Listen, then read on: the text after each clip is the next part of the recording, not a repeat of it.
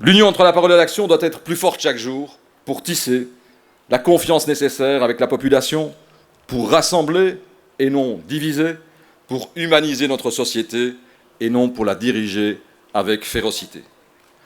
Le renoncement d'autres à leurs engagements ne serait pas grave aujourd'hui s'ils ne faisaient autant de sacrifiés. Au CDH, nous avons choisi de nous opposer en proposant. Nous avons décidé de gouverner en agissant. Nous avons décidé de dire non à une société à double vitesse qui consume les familles et les classes moyennes. Nous avons décidé d'améliorer le quotidien des Belges, des Wallons, des Bruxellois et des habitants de la périphérie en leur donnant les moyens de vivre mieux, en respectant la parole donnée et aussi notre ADN, oser, partager et respecter. Tenir nos engagements, nous le faisons bien sûr pour l'école.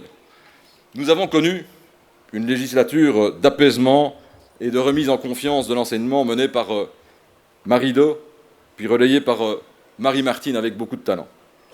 Sur cette base, et on connaît la force de son engagement, Joël a lancé le chantier que méritent nos écoles et nos enfants. Merci de l'applaudir chaleureusement. Parce qu'il était indispensable pour nous de redéfinir le nouveau sens, les nouveaux objectifs et les nouveaux rôles de l'enseignement des prochaines années, de définir une nouvelle alchimie entre le savoir et l'apprentissage avec, en outre, des méthodes beaucoup plus innovantes. Le pacte d'excellence fait le choix de la confiance et de l'audace.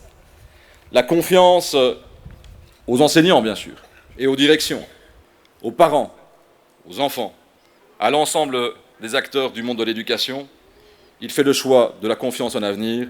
Il mise sur l'actualisation des compétences enseignées, l'accompagnement du parcours de chaque élève, le renforcement du lien entre l'école et l'entreprise, les nouvelles formes d'organisation de l'école.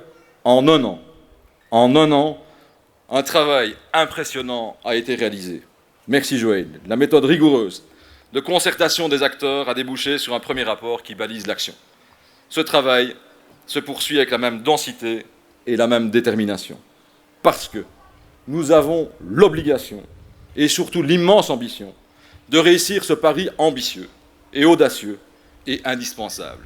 Oser, partager, respecter. Oser. Oser parce que nous avons aussi été les premiers à prendre position pour que les acteurs sociaux restent les chevilles ouvrières de notre protection sociale, même et surtout peut-être après le transfert des compétences aux régions.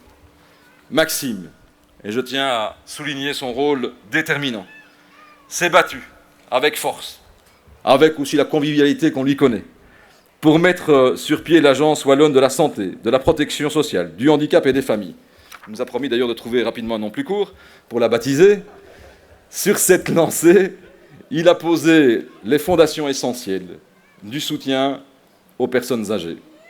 Les seniors qui le souhaitent pourront enfin rester chez eux. Cette assurance autonomie sera obligatoire, c'est vrai, et nous le souhaitions. Obligatoire parce que solidaire, responsable et ouverte à toute la population.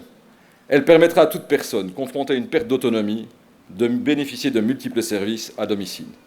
Nous avons donc porté et nous concrétisons cette véritable révolution de société. Merci Maxime et merci à tes équipes.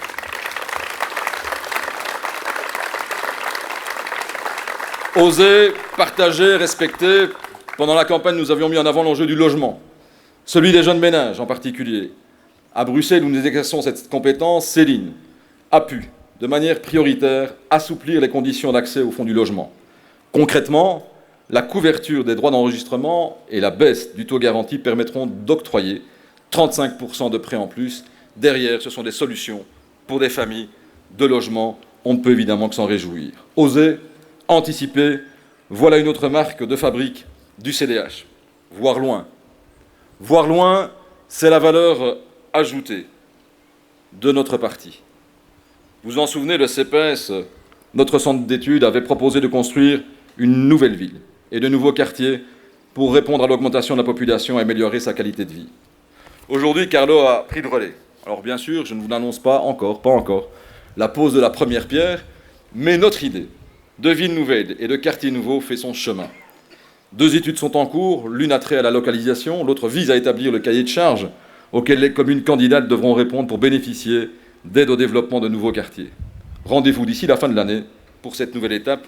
La question fera à nouveau débat, intensément, comme lorsque nous avions avancé l'idée. Le débat, l'audace, c'est aussi cela, votre CDH. Derrière ces dossiers concrets, un leitmotiv nous colle à la peau. Il nous colle à la peau. Une préoccupation centrale, prioritaire, systématique, l'emploi. Je sais à quel point l'emploi est essentiel pour les jeunes, pour qu'ils puissent se construire un avenir et une vie de qualité. Nous savons tous combien le manque d'emploi peut rapidement créer le désarroi et cette impression fausse mais tenace de se sentir nul, inutile et perdu. Permettez-moi de rendre hommage à ceux qui ont porté l'emploi au niveau du CDH. Joël, bien sûr, mais aussi André et Benoît. Et on en voit les conséquences au niveau de notre région. Et je vous demande de les applaudir chaleureusement, parce que le travail qu'ils ont réalisé, avec la force qu'on leur connaît, singulièrement au niveau de la Wallonie de Bruxelles, et en Wallonie en particulier, avec le travail d'André, et on connaît parfois sa modestie en la matière, a permis effectivement de donner à certains un nouvel avenir, un nouvel horizon. Merci André. L'emploi, mes amis, voilà notre grande obsession. L'investissement dans l'école et le développement des liens entre l'école et les entreprises. Le soutien aux emplois de proximité, aux services, aux personnes, aux métiers de cœur. Le soutien aussi au secteur de la construction. Et ce ne sont ici que des exemples. Toutes ces politiques suivent un seul et même fil orange, la création d'emplois. Tenir nos engagements, nous le faisons aussi pour la ruralité. 40% des Wallonnes et des Wallons habitent dans des zones rurales. Ces zones rurales couvrent 80% de notre territoire, de notre beau territoire wallon. Ce combat, René Collin le mène pour tous, avec déjà un aboutissement de taille, notre plan wallon de développement rural qui a été approuvé et adopté par la Commission européenne. L'investissement est colossal pour nos villages, pour nos communes, 650 millions d'euros. Il vise essentiellement le soutien aux agriculteurs, aux petites entreprises, à la vie de quartier aussi, puisqu'il a décidé de renforcer les liens humains dans les villages, grâce à des projets portés par les communes, les maisons de tourisme, les groupes d'action locale ou encore les parcs naturels. Permettez-moi, mesdames, messieurs, d'adresser un message clair au monde agricole. Chers amis agriculteurs, votre combat acharné est le nôtre, hier comme aujourd'hui. Nous vous défendrons dans tous les cénacles, avec encore plus d'intensité et d'obstination contre les fossoyeurs de nos campagnes, ceux qui labourent leur salle de marché avec une seule semence, leur propre profit.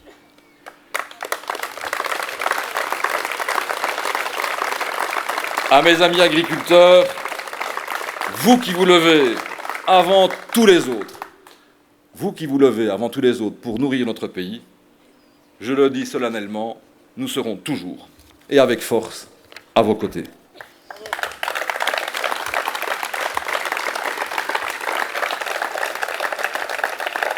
J'en profite aussi pour remercier nos parlementaires et leurs chefs de groupe, Catherine, Marie-Martine, Benoît, Dimitri, François, pour leur engagement au quotidien. Ils font avancer tous nos projets. La force du CDH, c'est une force de proposition. Plus de 2000 propositions en une année, interpellations et questions déposées. Au fédéral, nous ne passons pas notre temps à hurler. Nous proposons chaque jour. Parce que contrairement à d'autres, nous avons choisi l'opposition. Il n'y a pas d'amertume, il n'y a pas d'aigreur, comme c'est le cas parfois dans d'autres formations. Vous connaissez la combativité de Catherine.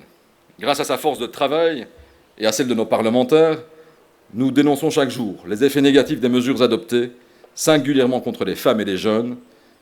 Et je ne parle pas des jeunes femmes. Nous avons en face de nous un gouvernement fédéral qui aime entretenir la discrimination. Pour réplique, nous présentons inlassablement nos alternatives. Car oui, mes amis, il y a d'autres voies possibles que celle de la politique brutale, celle qui gouverne par effet d'optique plutôt que par vision d'avenir. Voici 3 exemples d'une opposition constructive. Le premier, la fiscalité. nous avons déposé, début d'année, des propositions de loi qui détaillent notre projet fiscal. Diminuer l'impôt des particuliers, soutenir les classes moyennes et les familles, ceux qui travaillent, ceux qui cherchent du boulot, en faisant contribuer les gros spéculateurs, les gros pollueurs et les gros fraudeurs. Notre alternative, elle est claire. Soutenir l'emploi et l'activité des petites et moyennes entreprises par une diminution drastique du coût du travail, par la baisse du taux d'impôt pour toutes les sociétés et soutenir avec force l'ensemble des investissements. Voilà un projet qui a du sens, qui renforce l'activité, développe l'emploi, mais aussi, et c'est important dans une société démocratique, l'équité de notre système fiscal. Le gouvernement n'a pas tenu ses engagements. Leur tax shift n'est pas la révolution annoncée. Elle n'améliore en rien l'équité fiscale, elle pénalise les familles et ne met aucun vent dans les voiles de la prospérité. Les intérêts notionnels avantagent toujours plus la Flandre. Les grands spéculateurs ont passé leurs vacances tranquilles, sans le souci du lendemain, et les gros pollueurs riment toujours aussi peu avec payeurs. Pour les indépendants, rien. Nada, schnoll. Le gouvernement le gouvernement NVA-MR taxe les communes qui s'associent pour créer des crèches et des garderies, mais exonère le port d'Anvers. De qui se moque-t-on ? De qui se moque-t-on ? Le taxif du gouvernement fédéral, c'est la certitude des moins pour les citoyens et la promesse évanescente des plus. C'est la certitude des taxes supplémentaires qui vont s'appliquer sur les classes moyennes et les familles. 15% en plus sur votre facture d'électricité, un saut d'index, une explosion des accises. Mais pour les baisses d'impôts, il n'y a aujourd'hui que des mots qui annoncent un jour en grande pompe 100 € en plus pour chaque ménage. Mais on s'aperçoit aujourd'hui que les familles nombreuses n'en verront pas le moindre cent. Est-ce cela créer la confiance ? Est-ce cela le sens de l'engagement ? Le second, dans une opposition constructive, positive, c'est la reconnaissance du génocide arménien. Dans ce dossier, nous avons fait bouger les lignes. Nous avons déposé un texte ambitieux et d'une grande clarté, car cette question porte sur une question essentielle, celle des valeurs que nous portons, malgré les circonvolutions des uns et des autres, dans la majorité comme dans l'opposition. Notre détermination à payer. Le génocide arménien a été formellement reconnu par le gouvernement fédéral. Nous espérons le même sursaut dans tous les partis pour pénaliser les négationnistes du génocide et pour étendre la reconnaissance aux Araméens et aux Grecs pontiques. Le troisième dossier essentiel, c'est celui de la sécurité. Et ici, c'est beaucoup plus grave. Car s'il y avait un dossier où nous avions des propositions prêtes à être adoptées et depuis le début de l'année appliquées, et que le gouvernement n'avait qu'à saisir, c'est celui-ci. Avant même que notre pays et la France soient marqués par les tragiques événements que nous avons connus, nos propositions étaient sur la table, déposées par 2 parlementaires et une liégeoise, que je salue et que je vous demande d'applaudir, c'est Vanessa.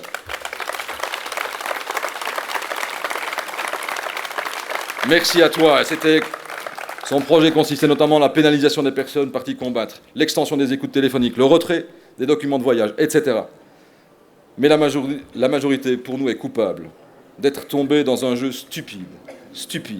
Majorité contre opposition. Majorité contre opposition. Cet enjeu méritait bien mieux. Le résultat de tout ça, c'est que nous avons perdu des mois précieux dans le combat contre le fanatisme et le terrorisme. Sur les 12 mesures annoncées par le gouvernement en janvier, 4 seulement ont été concrétisées.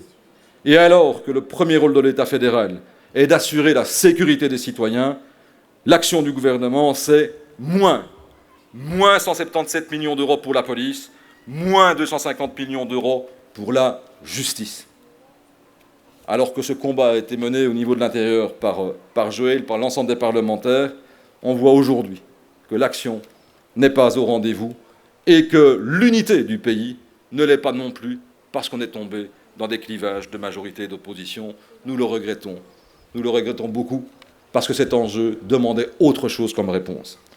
La semaine dernière, mesdames, messieurs, le Thalys s'est passé tout près d'un attentat et d'un drame abominable. Sans la perspicacité et le courage de passagers, nous ne pouvons qu'imaginer l'ampleur de la catastrophe. En ces temps agités, nous ne devons jamais oublier l'objectif que poursuivent les terroristes, créer un climat de terreur. plutôt que de céder à la peur. Nous voulons au contraire renforcer le respect et le partage des valeurs de liberté, de tolérance, de lutte contre le racisme, contre la xénophobie et tout simplement de démocratie. Je suis donc frappé par la réaction du gouvernement fédéral, se replier sur soi, revenir sur des acquis européens, sur nos libertés fondamentales. N'est-ce pas ça, se plier au climat de terreur voulu par les terroristes? Après les attentats de Charlie Hebdo, le Premier ministre nous avait pourtant dit « La peur doit changer de camp. La peur doit changer de camp. » Aujourd'hui, je crains plutôt qu'il ne campe sur la peur. Ce dont nous avons besoin, c'est de conserver notre sang-froid. C'est de conserver notre sang-froid et d'agir. Mobilisons donc les moyens humains, mais aussi budgétaires et financiers, pour assumer et totalement, pleinement nos responsabilités. Oser, partager, respecter, chers amis, c'est notre ADN. C'est ce qui inspire notre action. C'est aussi une vaste dynamique de démocratie participative que nous avons lancée il y a quelques mois. Ce ne sont pas que des mots. Vous avez déjà lancé plus de 1200 idées. Bravo. Et l'opération se poursuit. 39 rendez-vous sont déjà fixés aux 4 coins de la Wallonie et de Bruxelles. Et d'autres vont suivre. Alors, ce qui m'a frappé dans les propositions que vous avez émises, c'est que vous avez insisté très régulièrement sur les difficultés à réconcilier nos multiples vies. Comment concilier notre vie professionnelle, notre vie de famille, le temps pour soi, notre vie sociale? Comment gagner du temps de qualité au quotidien? Peut-on aménager différemment nos horaires, apporter plus de flexibilité pour le quotidien et répondre aux multiples situations personnelles? Ne faut-il pas renforcer les services aux personnes, comme les gardes d'enfants, les activités parascolaires? Comment imaginer d'autres modes de mobilité? Renforcer le télétravail et les espaces de travail partagés? Comment aussi mieux répartir le temps entre nous, entre ceux qui souffrent d'en avoir trop, jusqu'à parfois déstructurer leur vie, personnelle ou sociale, et ceux qui n'en ont pas assez et qui se sentent pressés comme des citrons? À ces questions, nous voulons apporter de nouvelles réponses fortes. Développement des gardes d'enfants et en particulier d'enfants malades, aménagement et flexibilité d'horaire, soutien au travail à distance, investissement dans la mobilité. On va en débattre ensemble dans les prochains mois. La mobilité, je sais que c'est votre préoccupation permanente. Quand on doit déposer un enfant à l'école, l'autre à la crèche, puis aller les chercher, les déposer au foot ou à la danse, se déplacer pour le boulot pendant la journée, ce n'est déjà pas une sinécure. Mais quand il faut faire tous ces déplacements dans les embouteillages, ça devient vraiment l'enfer au quotidien. Changer nos habitudes de mobilité, changer les mentalités, c'est indispensable. Si les voitures de société ont tant de succès, c'est qu'un avantage fiscal y est lié et que la fiscalité du travail est trop élevée. Ce que nous proposons, c'est de maintenir pleinement le même avantage fiscal, mais en l'ouvrant à d'autres possibilités, à plus de possibilités. Un abonnement au transport en commun, un vélo, des titres-services et d'autres services encore pour pouvoir faire des choix en toute connaissance de cause et éviter de passer par la case unique qui est la voiture de société. Dans les familles, les parents sont souvent des femmes et orchestres aux multiples cerveaux et aux multiples mains, c'est vrai. Et cette organisation, parfois millimétrée, elle s'enraye. Malheureusement, quand survient l'imprévu. Un enfant malade, et c'est la panique. Si on n'a personne à appeler à la rescousse, c'est souvent l'un des deux parents qui doit rester à la maison. Des services d'enfants malades existent, certes, mais pas assez.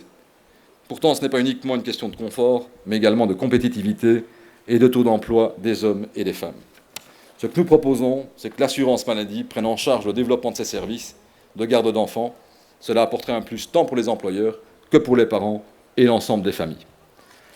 De nombreux travailleurs, je devrais dire travailleuses, parce que ce sont très majoritairement des femmes, n'ont pas d'autre choix que de travailler à temps partiel. Mais pourquoi alors le gouvernement fédéral les pénalise-t-il si durement, jusqu'à leur faire perdre plusieurs mois de salaire sur un an avec la réforme de l'allocation de garantie de revenus? Ce sont justement elles, les femmes, qu'il faut soutenir. Il y a deux combats que nous ne pouvons pas perdre. Le premier concerne l'égalité des salaires, on le traîne depuis trop longtemps. Le second, et c'est tout aussi important, c'est le combat pour l'égalité des carrières, qui doivent, tant pour les femmes que pour les hommes, être pleines et entières. Ce chantier, celui des temps de parcours, de vie, est au cœur de l'audace, du partage et du respect. J'ai demandé au CEPES d'y travailler en priorité, avec nos parlementaires, bien sûr, et tous les membres qui souhaitent s'y impliquer. Mesdames, Messieurs, chers amis, je souhaite terminer par une question qui, pour nous, humanistes, nous touche au plus profond de nous. Cet été est marqué, et ces derniers mois ont été marqués par des drames humains qui nous touchent au plus profond de nous. Les migrations forcées sont avant tout le symptôme d'une immense détresse. D'une immense détresse. Cette immense détresse naît des persécutions et des violences vécues par de trop nombreuses populations sur notre planète. Comme humanistes, nous avons un devoir moral et légal d'être au rendez-vous et pleinement au rendez-vous de ces drames humains. Nous avons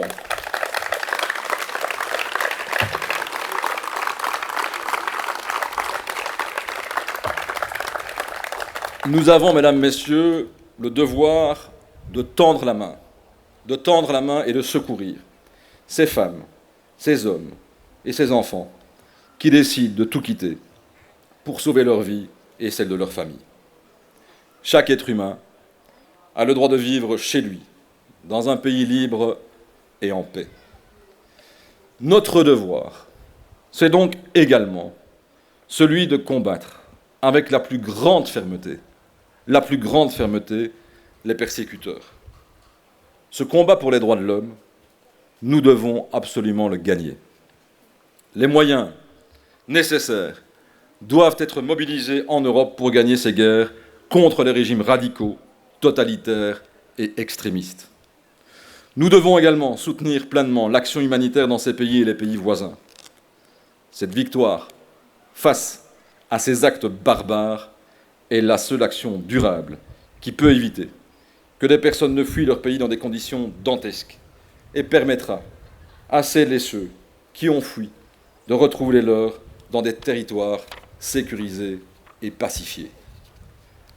À cet égard, permettez-moi de rendre hommage à un de nos parlementaires, Georges d'Allemagne, parti cette semaine en Syrie auprès des Arméniens dans le cadre du centenaire du génocide, se rendre compte et témoigner des souffrances terribles endurées. Oser, mesdames, messieurs, c'est combattre les régimes d'oppression et de persécution. Partager, c'est secourir les personnes en détresse. Et respecter, c'est tenir nos engagements légaux, moraux et internationaux.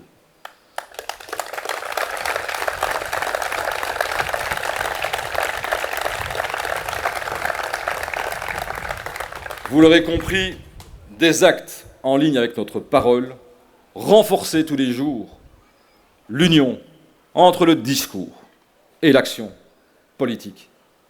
Le CDH a cette immense force.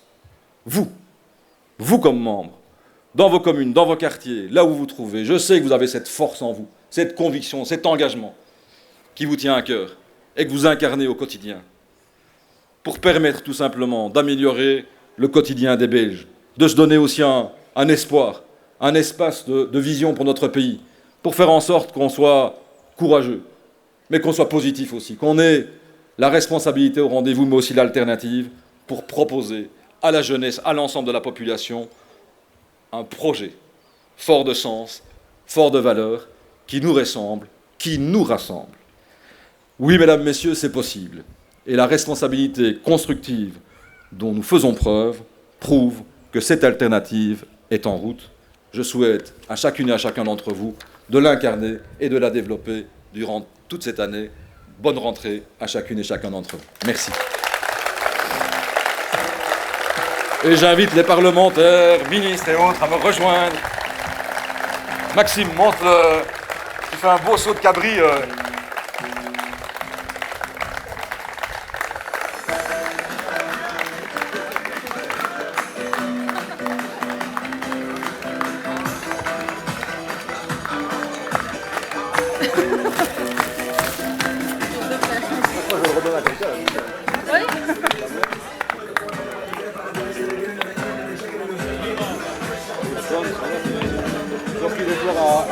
Maximum,